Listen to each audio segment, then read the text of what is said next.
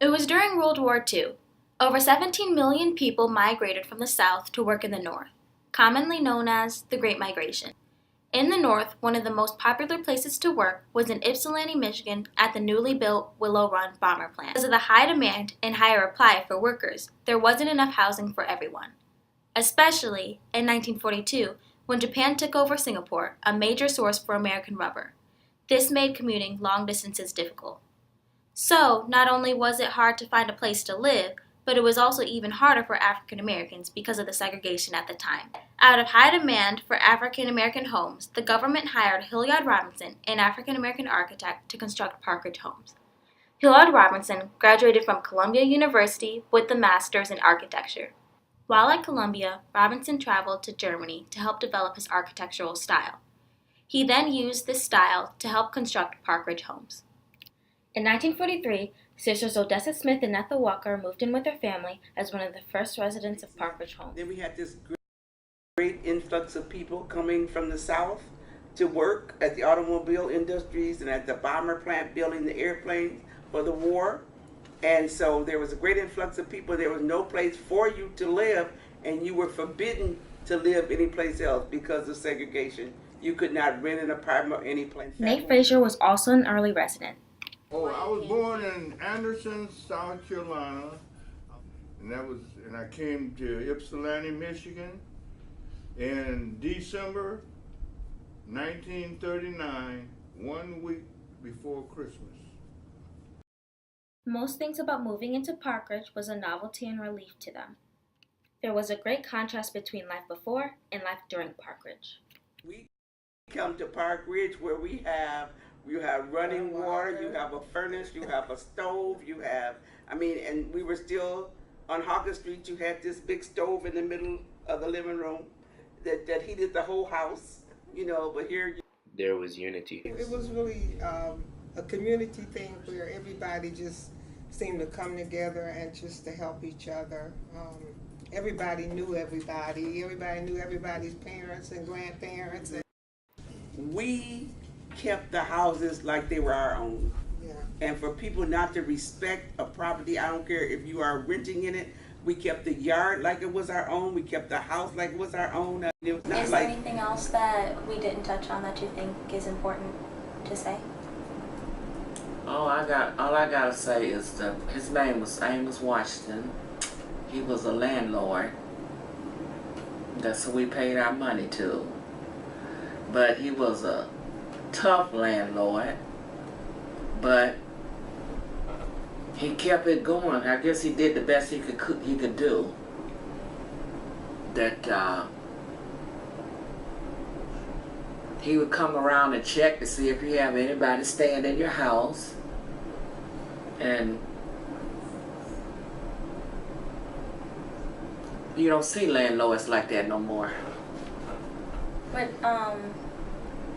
What other things did Amos Washington do to check up? He would sometimes, my parents, he would let you go, like you didn't have all your money.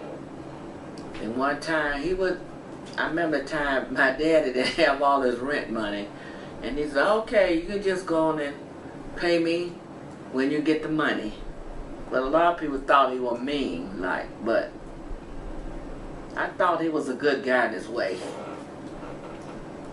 He let a lot of people, slide a little bit when it come to that, because people didn't have good jobs back then. There was an abundance of family-owned shops. So we had our own cleaners, our own taxi service, we had cafes, we had hairdress places, we had 2 barbershops. And they made the best of their school systems. They knew there was a lot of illiterate people in our community. So what they did, the teachers went around to different employment companies, got employment forms, brought them to class, and taught us how to fill them out so that we could help our parents. Oh, wow.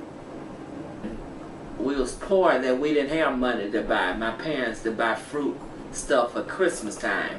And my mother would buy and she would hide. She said, "This is for Christmas now. Y'all can't touch this." So it was pretty tough.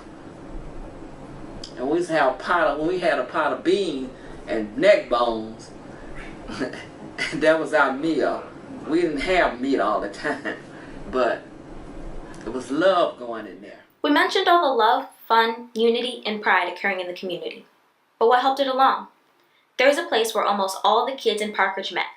This is what we consider to be the heart of Parkridge. Over here at this community center, they had lots of activities. They had, they put on shows. I mean, Parkridge Center, you never wanted for anything to do, because in the summertime they would take us to the beach. To go swimming, yes, and then they would we would Arts have and crafts. arts and crafts, and they would take us to. We had what called intramural sports at that time. But they also held many personal events for families. A lot of weddings and wedding receptions and birthday parties and things were done at Parkridge Center. They also held many community events like dances, crafts, sports, and more. So if Parkridge was overall a joyous place, full of life and positivity, and people took care of their community with such pride and honor, not to mention that they had Amos Washington involved, and he was well known for working for Housing Commission and an overall great landlord, then how did Parkridge fall? Parkridge fell because of ripple effect upon ripple effect. One of the first causes for the destruction of the community was that early on, the stores and shops that were such a vibrant part of the African American community were torn down to make way for the Huron exit on 94. This is known as urban renewal. So urban renewal and all of that, I don't think they built a single house in urban renewal down here. I think they just knocked things down, right? That's what happened with urban renewal. And the same was with Detroit. So there was a lot of debates about urban renewal in this community. Some of the black contractors were all for it because maybe they were going to make a little money, right? And some of the homeowners and stuff were way against it because they were going to lose their homes. So people were divided in this community. It wasn't just people. It wasn't just clear. No. There were more contributing factors to the fall of Parkridge. In the late 1960s, the early residents were able to move away because of the end of redlining. They then had more freedom to live where they wanted. But with the departure of the early residents came new residents, who also, like the early residents, wanted a new and better life. Unfortunately, hard times fell upon them, including crime and drugs. But what about Amos Washington and his management style? Sadly, in 1967, Amos Washington passed away. With his passing came new but inadequate management. The new management did a poor job at enforcing the rules and providing for Parkridge and its residents. In addition, there became a lack of funding.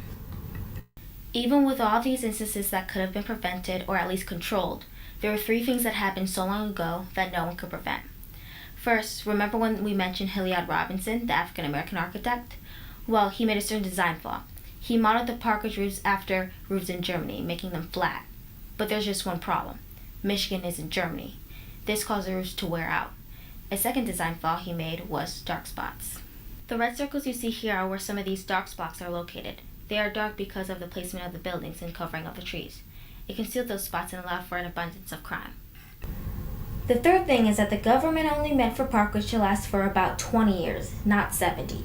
So the building structure started to wear over time. As we enter into the 21st century, the building continues to deteriorate. Crime increases, and the drug epidemic grows. Because the bottom line, how I got involved in the community, because I used to tear up the community. I'm serious. See, I used to pillage and rob this community. And so in order way for me to give back, when I changed my life, that I had to give back to help others. And and Ypsilanti and Parkridge, it's my heart. That's what my family grew up at. That's where we came up. And anytime you go around and tear up something, and and you still live there, and now that your life is better, you have to go back to the community, or else you die, physically and mentally and spiritually. And I refuse to die before I can make any kind of changes in this community. Affected in the negative side, now I'm being more affected on the positive side. And that's through the grace of God. Ain't nothing that I did.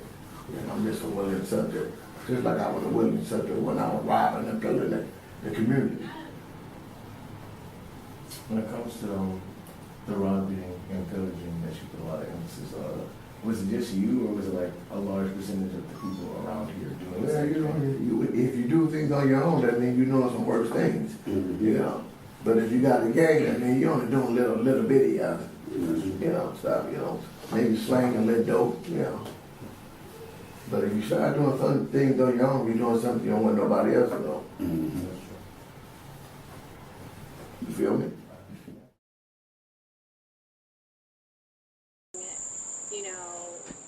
Maybe the police coming around a lot and maybe running after people.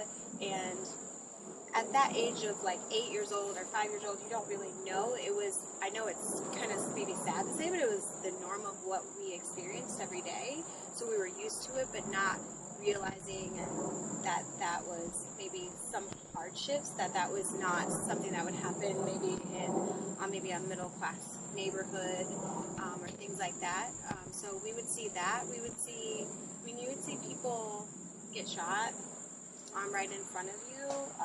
Like my uncle was shot right in front of my house.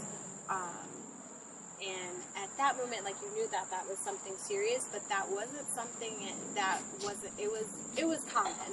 It was common to see some of those. So that was hard later on growing up and seeing a lot of those things and realizing how dangerous it could be, or realizing that everybody's just trying to make it, and how hard it must have been for a lot of the adults in that neighborhood to just make us, just to protect us from that, but still not being able to. So I used to live at Paradise Manor. It is now called Silk Trails Point. I'm pretty sure you guys know that. Sexual point. Yeah.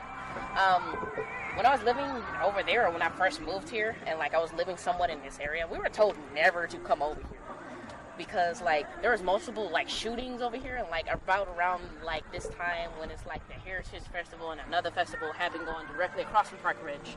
There's like always shooting. There's always things happening over here that were not safe for young females, myself, when I was going to school.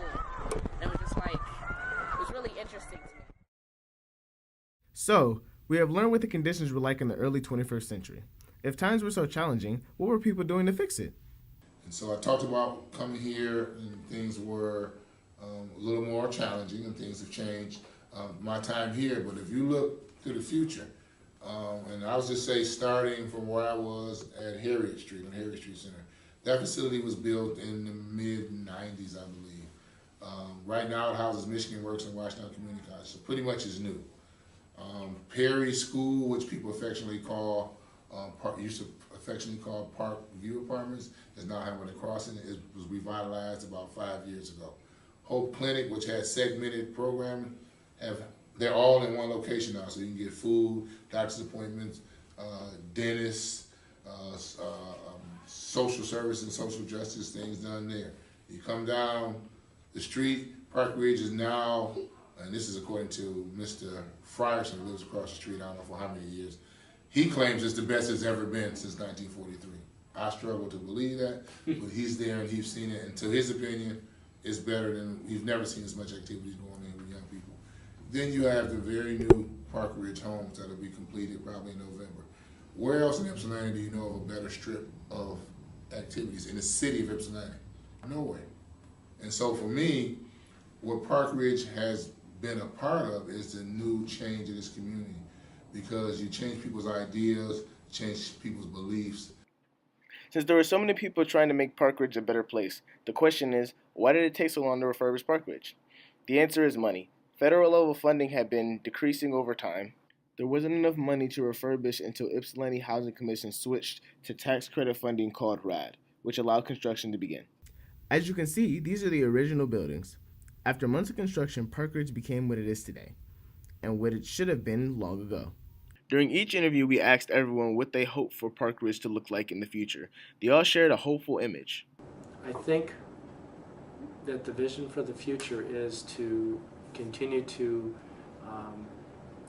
not only provide housing, but also the support that people need, families need, and I think whatever we can do to encourage families to stay together, or to even building new families. I think providing housing is one thing that will do that. Providing affordable transportation is another one. I think in the future maybe we can do a better job of providing food, but I think that's that has to do more with the private sector. So I think Ypsilanti has to keep doing things that encourage investment in the community, and that will come. I think Growing Hope on Michigan Avenue is a good example of really being at the forefront of providing healthy food. So just that the things that you really need to be able to live a quality life, and also provide a quality life for your children and your family. Now this is a beautiful city. I mean, it really is. This is a family city. My daddy always used to say that before you go date somebody, you better bring home and let them know who they is, because it may be your cousin. That's true. That's true. Maybe your cousin. So this is a family city, and that's what I love about it. Because we had our connection was here from Ann Arbor, from River Run, in those 3 areas, and that was part of the Washington County hookup. And Ypsilanti was the main boss of it. It was always the main boss.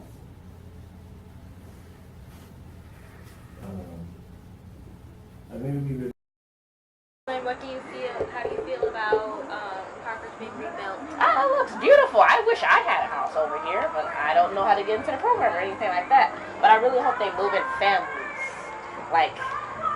I really hope they do, instead of just not.